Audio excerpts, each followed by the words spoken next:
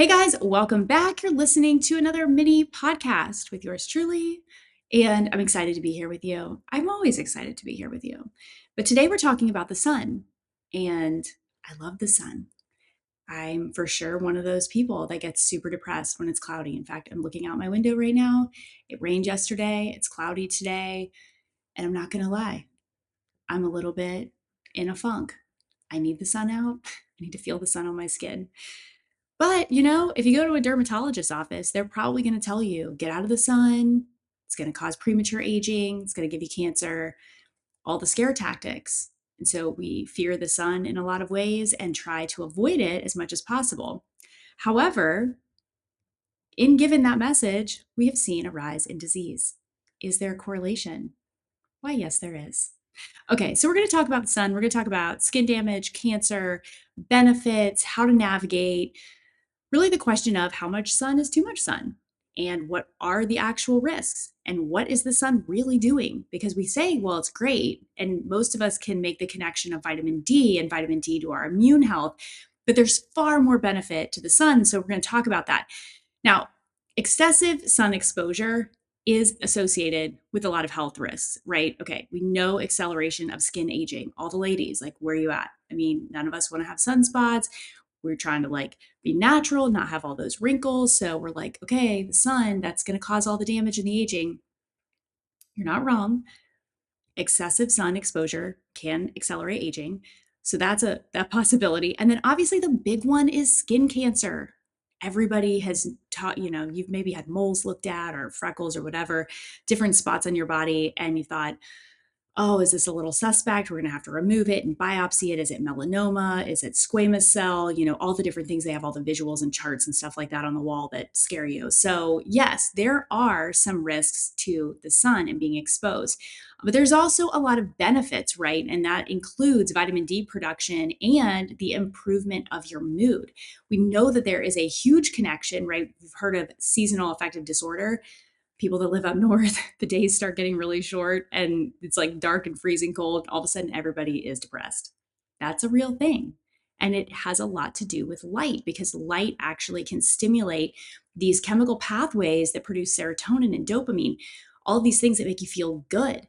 When that is limited, right, then all of a sudden people start to feel kind of crappy. That's why in the summer, everybody seems happy, everybody's outside. And then in winter, everyone's sick, everyone's indoors, and everyone's in a funk. So we're going to break that down. Now, the role of light in the biological systems and processes can be observed really clearly in our sleep and wake cycles. These are our circadian patterns and rhythms. We've talked about this on other podcasts, but you know that melatonin is your nighttime hormone. So it's activated by the lack of light. So when it gets dark out, that's when your body activates this melatonin. That's what helps you sleep. The problem is that so many of us are sitting in front of screens all days. Blue light inhibits the ability of melatonin to be activated and secreted. So what happens is we, watch TV at night and all of a sudden we shut the TV off and we wonder why we can't fall asleep. And it's because that blue light has been telling our bodies that, hey, it's wakey time, it's not sleepy time. And so we've got cortisol, we have all these hormones that stimulate us to be active and that stress response system. And now we don't have the hormone that's going to help us go into a deeper sleep. And so we just lay there and think, now we can't fall asleep. What's going on? So blue light is a big influence on melatonin, which can disrupt those light cycles. Our bodies operate on these diurnal light cycles. Now, I mentioned vitamin D, and I want to just say this because we found that vitamin D production is the main driver of the shift in the microbiome. So there was a study that was done on this where they actually looked at two different populations, two groups of people, and they controlled their exposure to UVB light. And what they realized is that the people that were getting regular exposures to UVB light were producing more vitamin D. And when they tested their gut, and they tested the richness and diversity of their gut flora, they saw that those people that had higher exposures to UVB light actually had a better diversity of gut microbes than the people that were in the opposing group that did not have a regulated or consistent exposure to UVB. So that means that not only is it important for vitamin D, but it's important for your gut. So there's a huge correlation there. We knew the vitamin D piece, but if you don't have a healthy gut, you will have disease. So vitamin D is really important to have a healthy gut.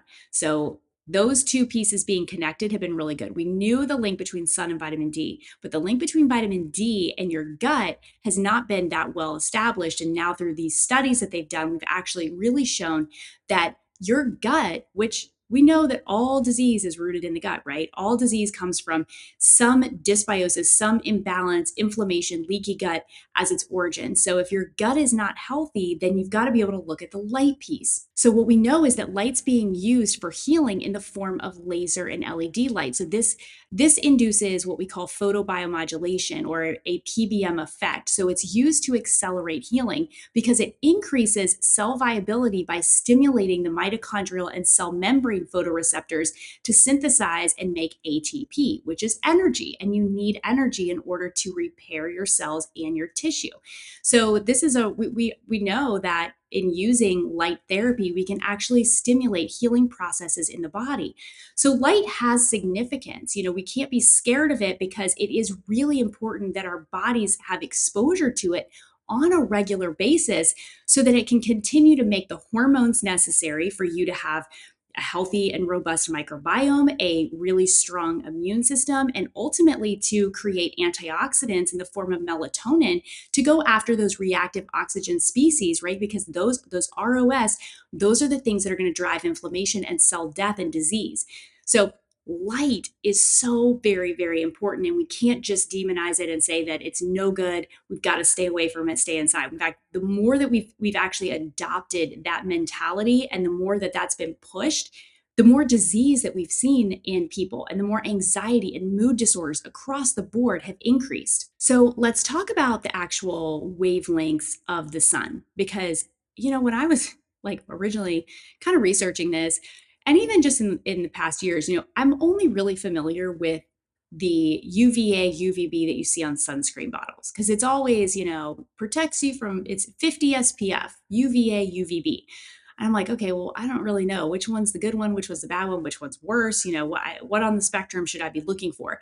So UVA and UVB are the only ultraviolet rays that actually reach the Earth's surface. There is another one called UVC, but those wavelengths actually get burned up in the Earth's atmosphere before they even reach us. So it's not anything that you would be concerned about. So UVA and UVB are the two that are they include visible, infrared, and ultraviolet rays. So energy from the sun reaches the Earth as visible, infrared, and ultraviolet rays. Now, you may be thinking, okay, I know the UVA, UVB, I see that on sunscreen bottles all the time. So UVA and UVB ultraviolet rays are the only ones that actually reach the Earth's surface. There is another one called UVC, but those wavelengths actually get burned up in the Earth's atmosphere before they ever even reach us. So that's not one that you have to worry about. But the biology and design of the sun is to produce energy, and it comes to us in these different forms. Now, what happens with these ultraviolet rays is that they react with what's called melanin. Now, you are probably familiar with the word melanin because we associate that with the pigment of the color of your skin. So when somebody is tan, we always think, oh, maybe you think, I don't know, maybe nobody thinks this, I don't know. But what you should be thinking is, oh, they've got a good amount of melanin, because that is the natural reaction of the body. That's the first line of defense against the sun. So because melanin actually absorbs these dangerous UV rays that can do serious damage to our skin. So melanin is actually a good thing. That's a reaction that the body is having to the presence or the influence of UV rays on the skin. So tanning, okay, is the skin's response to UV light. When UV rays reach the skin will make more melanin. The problem is that a sunburn will start to develop when the amount of UV damage exceeds the protection that the skin's melanin can provide. So the difference between somebody being tan and somebody that is crispy and completely red and blistered and peeling is that one person's making enough melanin, not melatonin. So why do all these things have to sound so similar? And then one person is unable to make enough melanin. And so now they've got damage that exceeds the threshold that their body can manage. And we all know that this can create problems. And this happens all the time, right? Like, it's not just your skin. Think about it with your gut. If you were to have too many oils that were inflammatory, what's going to happen, right? You're going to get a leaky gut because the poison is in the dose. A lot of times you can handle exposures to some seed oils. You can handle exposure to some sun. You can handle quite a bit of stress, even, physical stress or mental stress, because your body can buffer it with a stress response system. But what happens is when we get too much of any one thing, our system gets overwhelmed and it just can't keep up long term. And that's where things break down. That's where disease can set in. That's where we see some of the big scary stuff like cancer, or even an autoimmune condition that becomes kind of debilitating for people. Because a lot of these things are, it's not something that maybe takes your life tomorrow, but it's something that considerably influences the way that you live. And so we want to be able to address what the threshold is for everybody, because in a lot of ways you can't omit, or you can't avoid a lot of things 100% of the time, but your body does have checks and balances where it's expected of you to, have some things that create a burden on the body, but it's got some equipment to deal with it. So with the sun, again, the poison is in the dose. It's in how much sun you're getting. And if you're somebody that's burning every single time you're getting out in the sun, then you may want to look at your diet. You may want to look at the times of day that you're outside. So maybe just early morning and evening sun, and not going out during the times where the sun is the strongest, because you don't want to put yourself in a position where you are having too much sun damage. Now, I want to make a little honorable mention to another guest that we had on the podcast named Matt Maruka. And he is so brilliant. And he has a company called Raw Optics.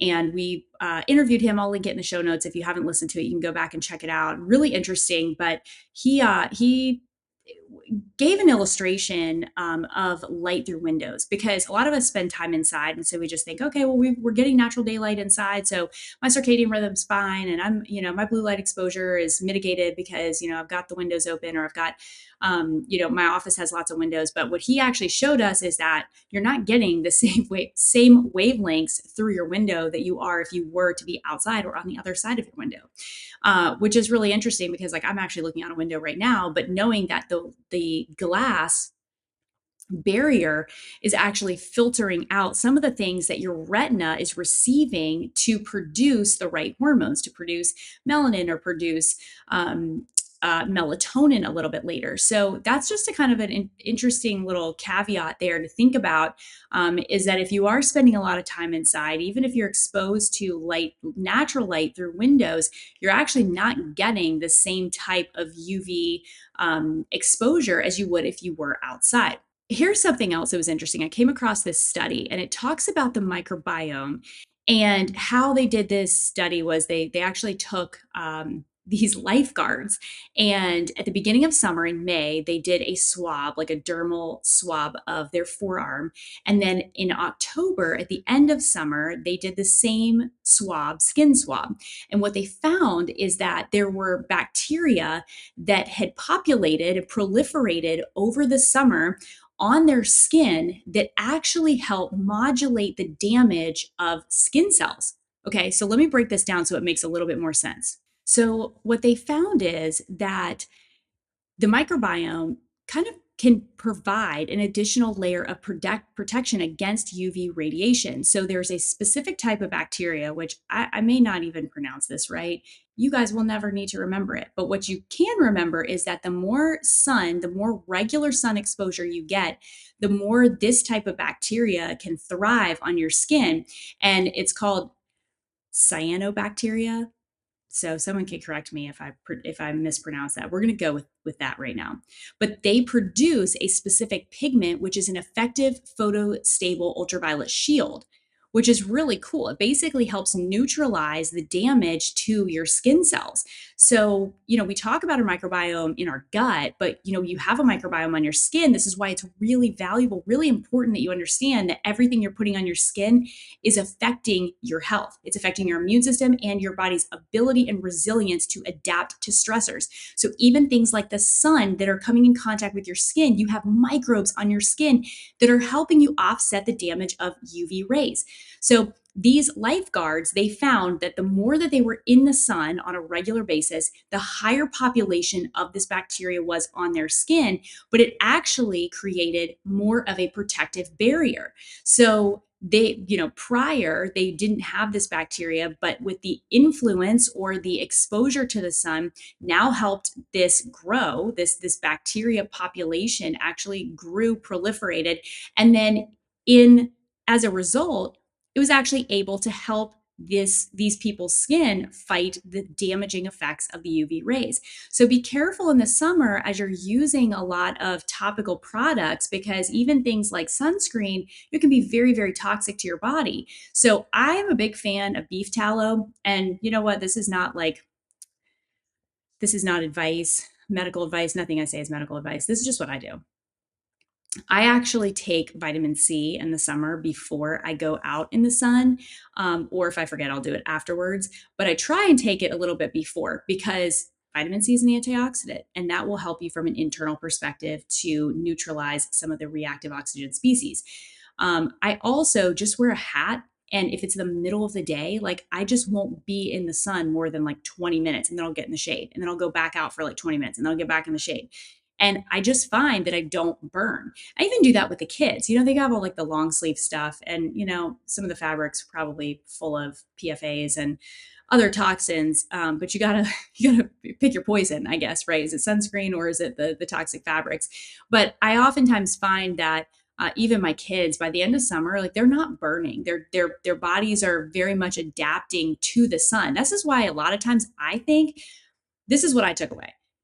This is why I think that come April, May, and like the weather turns and all of a sudden everybody's got their bodies in the sun and everybody's looking real crispy. Like everybody has that weekend where it's like the first 80-degree weekend, and everybody shows up on Monday looking real red. They got the red under their eyes and their shoulders, bright red. And it's because their bodies haven't adapted, right? Maybe they just don't have enough of these protective bacteria on their skin because they haven't been in the sun. And so those bacteria maybe have gone a little bit dormant or been more suppressed. And so by the end of summer, all of a sudden, everybody can be outside and you're not getting burned all day. Thought about that? It's kind of an interesting correlation. That was my own takeaway.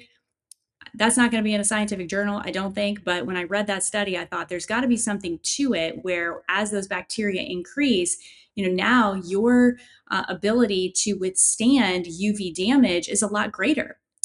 So something to consider, especially when you are looking at products to put on your skin. Make sure it's not anything toxic, because that does influence your skin microbiome. Now, some of you may be saying, okay, but what about skin cancer? Because that's the stuff that's really scary.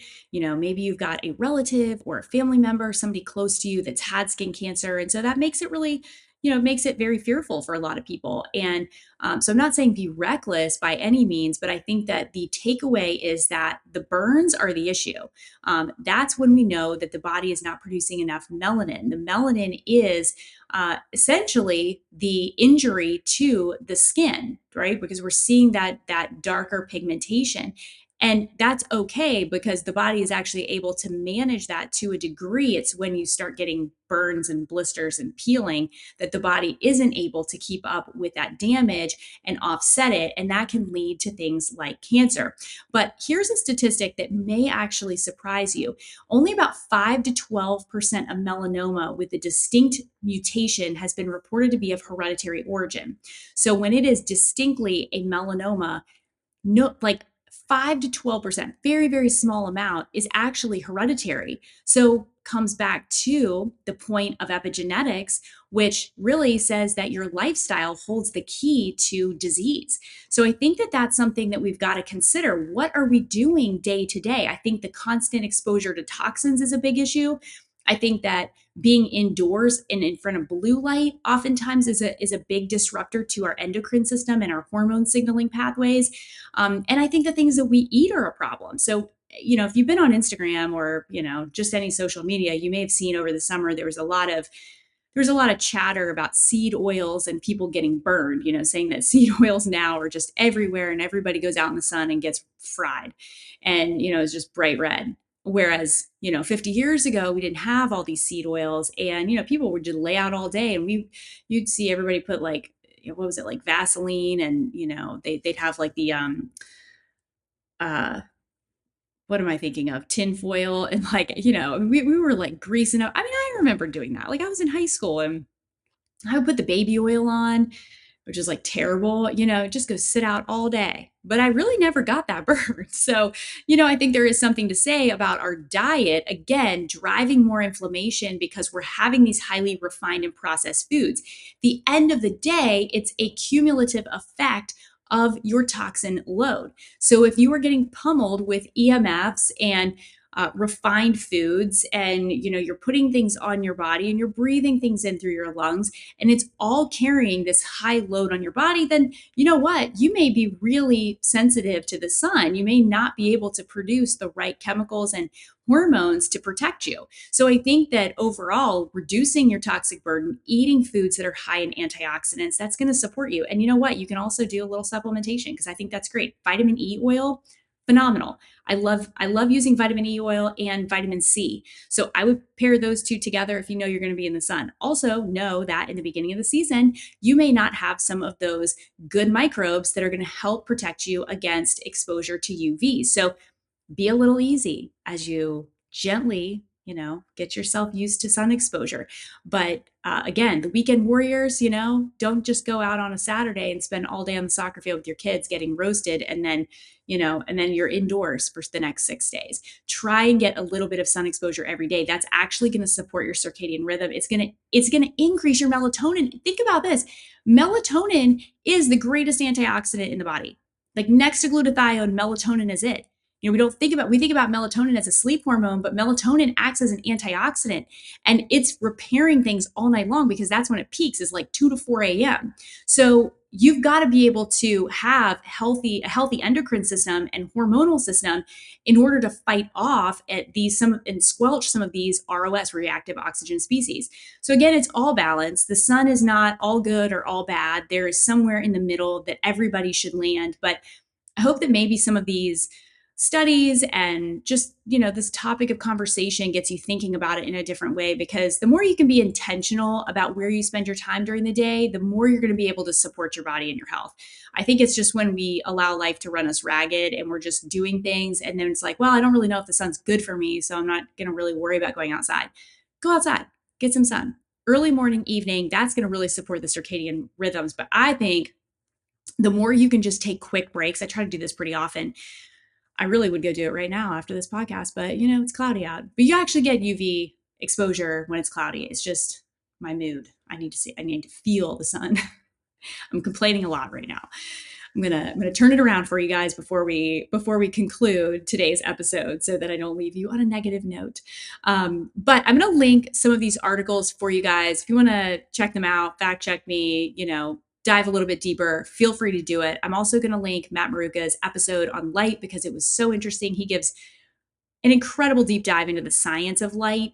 But I think that it's important to realize that the sun is so valuable for our bodies in so many different ways. Like I said, the immune system, nutrient absorption, our sleep and wake cycles, and really those happy hormones, right? The serotonin and the dopamines. Like, we all want to feel better. So if our mood is terrible, think about your light exposure. All right, guys. Have you had fun on this episode? I've had fun. I always enjoy hanging out with you guys. Thank you for listening. Go get you some sun today. I'm recording this on a cloudy day, but I'm going to go outside and have a moment in nature, ground a little bit. It's always good for you. So I will see you on the next episode. Thank you for joining me.